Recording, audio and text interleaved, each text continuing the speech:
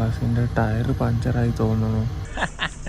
കൊല്ലങ്ങൾക്ക് ശേഷം ലുക്കാക്കി വന്നിട്ട് ഒരുമാതിരി വളമണ്ട അവസ്ഥയാണ്. ഇതാ നമ്മുടെ പുതിയ വണ്ടി ഗൈസ്. ഇവിടെ ആയിരക്കണക്കിന് വളപ്പാനായിട്ട് കല്യാണമൊക്കെ കഴിഞ്ഞ് തിരിച്ചു പോലെ ഗൈസ്.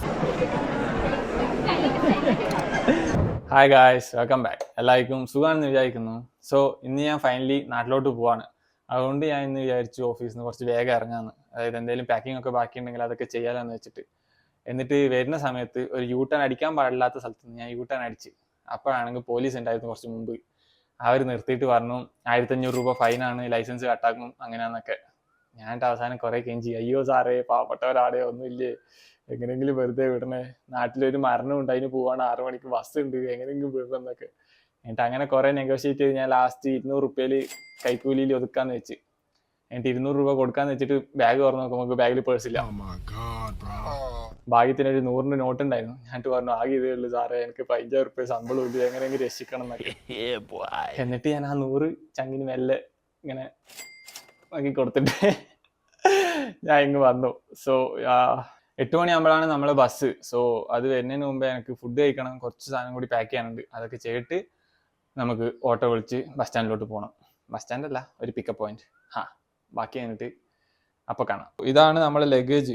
ഒരു ട്രാവൽ ബാഗ് ഉണ്ട്, ഒരു ബാക്ക് പാക്ക് ഉണ്ട്, ഒരു ട്രോളി ബാഗ് ഉണ്ട്, ഒരു ഷട്ടിൽ ബാറ്റും ഉണ്ട്.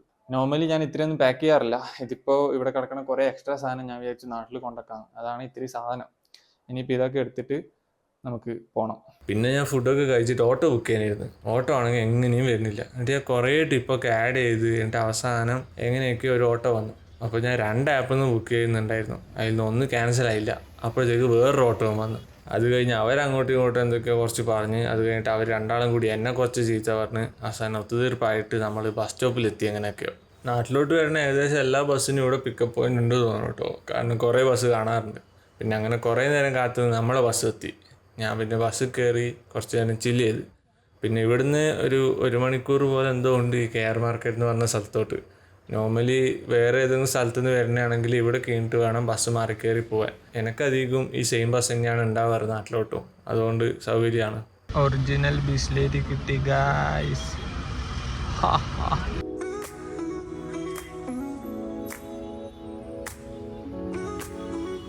നമ്മളന്ന് മൈസൂർ പോകുമ്പോൾ കണ്ടില്ലേ ഒരു ബസ് സ്റ്റാൻഡ്, അതാണ് ഇത്.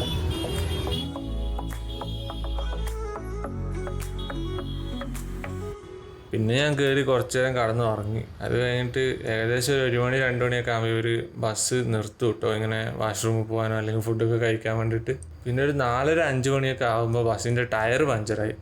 അടുത്ത വള്ളിയായി ഗായ്സ്, ബസ്സിന്റെ ടയർ പഞ്ചറായി തോന്നുന്നു. വാവ്, രാവിലെ 6 മണി ആവണത്ര. പക്ഷെ ഇപ്പം തന്നെ എനിക്ക് ഇവിടുത്തെ ചൂട് പിടി കിട്ടി. അയ്യോ. പിന്നെ ഏകദേശം ഒരു 6 6:30 ആകുമ്പോൾ നമ്മൾ വീട്ടിൻ്റെ അവിടെ എത്തി. എന്നിട്ട് പിന്നെ ഞാൻ ഏട്ടനോടൊന്ന് കൂട്ടാൻ വരാൻ വേണ്ടിയിട്ട് പറഞ്ഞു. നമ്മളെ കയ്യിൽ കുറേ സാധനമൊക്കെ ഉണ്ടായിരുന്നല്ലോ. അപ്പോൾ ഇതെടുത്തിട്ട് നടക്കുന്നത് കുറച്ച് സീനായതുകൊണ്ട് ഞാൻ പറഞ്ഞു ഒന്ന് കൂട്ടാൻ വന്നു. അങ്ങനെ അവൻ വന്നു.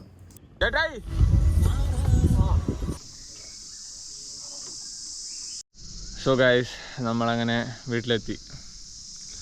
ഇനിയൊന്ന് കുളിച്ച് അമ്പലത്തിലൊക്കെ പോകണം. അതിന് മുമ്പ് ഇവൻ ഷട്ടിൽ കളിക്കാൻ പോകുന്ന സ്ഥലമുണ്ട് ഏട്ടൻ. അപ്പോൾ വേണമെങ്കിലൊന്ന് അങ്ങോട്ടേക്കൊക്കെ പോയി അതൊക്കെ കണ്ടിട്ട് വരാം.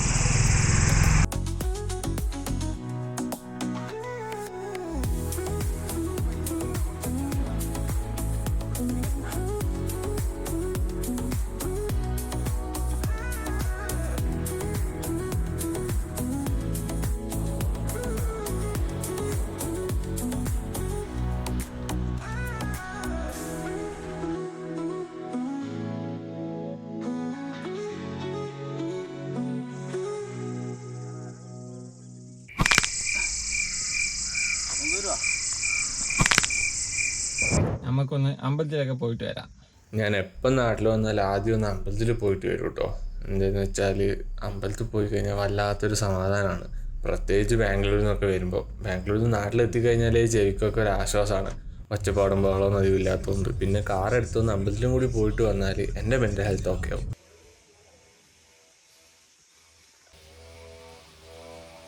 അങ്ങനെ നമ്മൾ അമ്പലത്തിൽ പോയി തോവൊക്കെ ചെയ്ത് കുറിയൊക്കെ തൊട്ട് കുട്ടപ്പനായില്ലേ. ഇനി നമുക്ക് തിരിച്ചു പോവാം.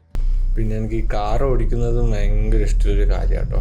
കാർ മാത്രമല്ല ബൈക്കും. ചുരുക്കി പറഞ്ഞാൽ വണ്ടി ഓടിക്കുന്നത് എനിക്ക് ഭയങ്കര ഇഷ്ടമുള്ളൊരു കാര്യമാണ്. അതുകൊണ്ട് ഇത് രണ്ടും ചെയ്ത് കഴിയുമ്പോഴത്തേക്ക് തന്നെ എൻ്റെ ഒട്ടുമിക്ക പ്രശ്നങ്ങളൊക്കെ തീരും.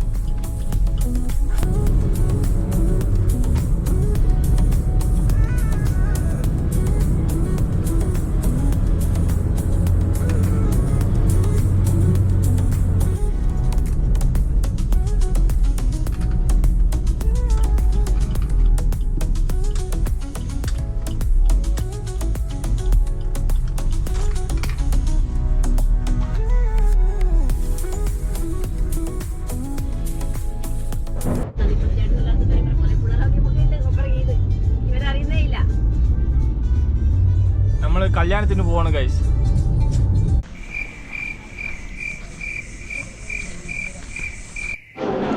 ഞാൻ അതുകൊണ്ടല്ലേ ഈ ഷർട്ട് മനഃപൂർവ്വം ഇട്ടിട്ട് വാങ്ങുന്നത്.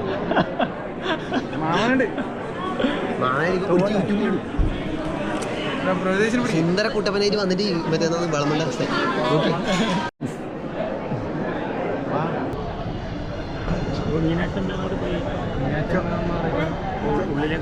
ഇതാ നമ്മുടെ പുതിയ വണ്ടി ഗൈസ്. ഏതാ മാച്ചിങ് നോക്ക്. നമ്മൾ പിന്നെയും കണ്ടുമുട്ടി ഒന്നിച്ചിരിക്കുന്നു കൊല്ലങ്ങൾക്ക് ശേഷം. കൊല്ലങ്ങളായില്ല അല്ല എത്ര നമ്മ ലാസ്റ്റ് ഇപ്പൊ കണ്ട ജനുവരി അല്ല ഒക്ടോബറിലാണ് നവംബറിലാണ്. ജനുവരി ചെയ്തിട്ടുണ്ടായിട്ട് നമ്മള് ജനുവരി കല്യാണം. അസല് മറ്റേ എന്താന്ന് എന്നതിന് പറയാ കാർഡോർ ലുക്കാക്കി വന്നിട്ട് ഒരുമാതിരി വളമണ്ട അവസ്ഥയാണ്. ടഫ് സെറ്റപ്പിൽ വന്നതായിരുന്നു കൈ പിടിച്ച് വളമ്പുകാരനാക്കി.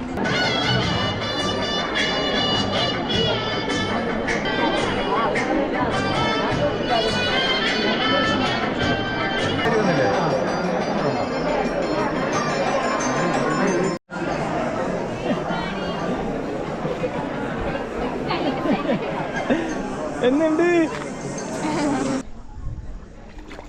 വൈദ്യ അങ്ങ് പോവാ.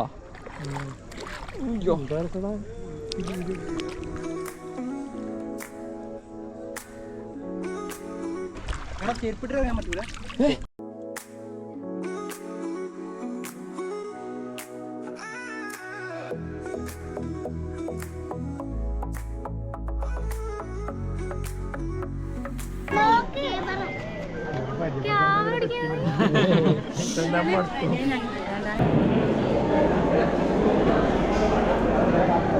ഇവിടെ ആയിരക്കണക്കിന് വളപ്പാനായിട്ട് നിൽക്കുന്നതിന് ഒരു ഫോട്ടോഷൂട്ട് പോലും നടത്താൻ പറ്റില്ല. അഞ്ഞൂറിക്ക് വന്നിട്ട് ഫോട്ടോഷൂട്ട് പോലും നടത്താൻ പറ്റില്ല.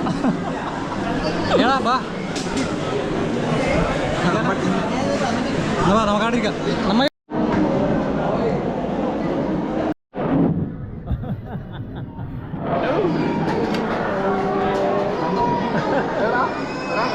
ഇതാ മറ്റേ യൂട്യൂബിലേക്ക് വന്നത് ഇന്നലെ കൈപോയാ.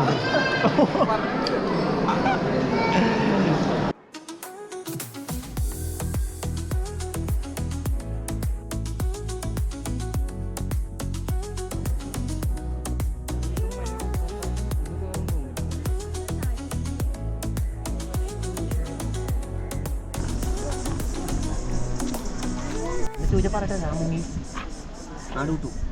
നിങ്ങളെ സബ്സ്ക്രൈബർ നിങ്ങൾ കാരണം കുഞ്ഞി എൻ്റെ സബ്സ്ക്രൈബർ ആയി. പിന്നെ അമ്പലത്തിൽ നിന്ന് അമ്മ എന്നെ ഒരാളെ പരിചയപ്പെടുത്താൻ വേണ്ടിയിട്ട് വിളിച്ചു. എന്നിട്ട് പറഞ്ഞു ഇത് അച്ഛൻ്റെ ഫ്രണ്ടിൻ്റെ വൈഫാണ്, ഇത് അവരുടെ മോളാണെന്നൊക്കെ. എന്നിട്ട് പറഞ്ഞു വിമൽ ദേവൻ്റെ സ്റ്റുഡൻറ്റ് കൂടിയാണെന്ന്. പിന്നെ പറഞ്ഞു ഈ മോള് നിൻ്റെ വീഡിയോ ഒക്കെ കാണാറുണ്ടെന്ന്. അത് കേട്ടപ്പോൾ എനിക്ക് ഇതൊന്നും പറയണ്ട, എങ്ങനെ റിയാക്ട് ചെയ്യേണ്ടതെന്ന് അറിയാത്തൊരു സിറ്റുവേഷനിലായി പോയി ഞാൻ. പിന്നെ വീഡിയോയിൽ ഉൾപ്പെടുത്താനോ അല്ലെങ്കിൽ സംസാരിക്കാനോ എനിക്ക് അധികം സമയം കിട്ടിയില്ല ആ മോളോട്. അതുകൊണ്ട് ഇനി കാണുമ്പോൾ നമുക്കത് സോർട്ട് ചെയ്യാം. ആ ഒരു ഇൻട്രാക്ഷൻ കാരണം ആ ഫുൾ ഡേ ഞാൻ ഹാപ്പി ആയിരുന്നു.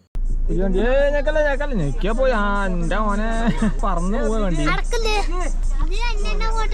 നീ സുന്ദരനായോണ്ട് ഇവന് വേറെ ഇവനെ ആള് ശരിയല്ലേ.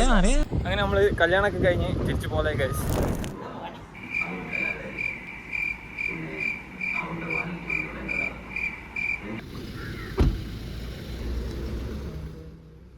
അമ്മ കല്യാണ ചെക്കൻ്റെ വീട്ടിലോട്ട് പോയി. ഏട്ടൻ, മാമൻ, അച്ഛൻ മൂന്നാളും ഉള്ളിൽ കടന്നുറങ്ങുക. എനിക്കാണെങ്കിൽ ഉച്ചയ്ക്ക് കടന്നുറങ്ങാനും പറ്റാറില്ല. എനിക്കിവിടെ മീനൊക്കെ ഉണ്ട് ഗൈസ്. ഇതൊക്കെ ഞാൻ സെറ്റപ്പ് ചെയ്തതാണ്. പിന്നെ ഇവിടെ കാണുന്ന ചെടിയൊക്കെ ഞാൻ ചെയ്താട്ടോ. എനിക്ക് മുമ്പ് വർക്ക് ഫ്രം ഹോം ഉണ്ടായപ്പോൾ ഞാൻ ചെയ്തു വെച്ചതാ. പിന്നെ ഞാൻ ബാംഗ്ലൂരേക്ക് പോയി, എല്ലാം സാഡായി. ഇതിപ്പോൾ ആരും നോക്കാറൊന്നുമില്ല. അവരിടക്ക് വെള്ളമൊക്കെ കഴിച്ചങ്ങ് വിടും.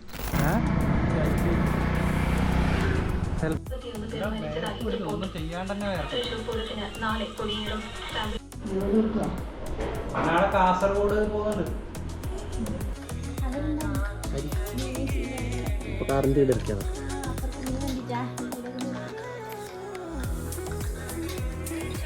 അങ്ങനെ കുറേ കൊല്ലത്തെ കഷ്ടപ്പാടും ഹാർഡ് വർക്കും കൊണ്ട് ഞാൻ പുതിയ വണ്ടി വാങ്ങി ഗൈസ്.